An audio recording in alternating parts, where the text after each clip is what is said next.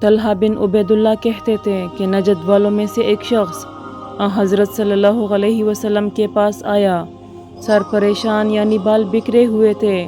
ہم اس کی آواز کی بنبناہٹ سنتے تھے اور ہم سمجھ نہیں پا رہے تھے کہ وہ کیا کہہ رہا ہے،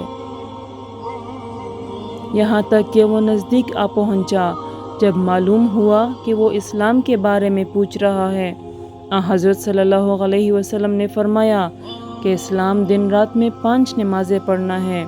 اس نے کہا، بس اس کے سوا تو اور کوئی نماز مجھ پر نہیں۔ آپ نے فرمایا، نہیں مگر تو نفل پڑھے تو اور بات ہے۔ حضرت صلی اللہ علیہ وسلم نے فرمایا، اور رمضان کے روزے رکھنا۔ اس نے کہا، اور تو کوئی روزہ مجھ پر نہیں ہے۔ آپ صلی اللہ علیہ وسلم نے فرمایا، نہیں مگر تو نفل روزے رکھے تو اور بات ہے۔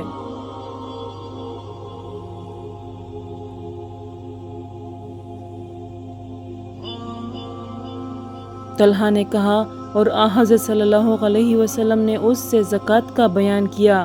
وہ کہنے لگا کہ بس اور کوئی صدقہ مجھ پر نہیں ہے۔ آپ صلی اللہ علیہ وسلم نے فرمایا، نہیں مگر یہ کہ تو نفل صدقہ دے تو اور بات ہے۔ پھر وہ شخص پیٹھ موڑ کر چلا، یوں کہتا جاتا تھا، قسم خدا کی، میں نہ اس سے بڑھاؤں گا نہ گھٹاؤں گا۔ حضرت صلی اللہ علیہ وسلم نے فرمایا، اگر یہ سچا ہے تو اپنی مراد کو پہنچ گیا۔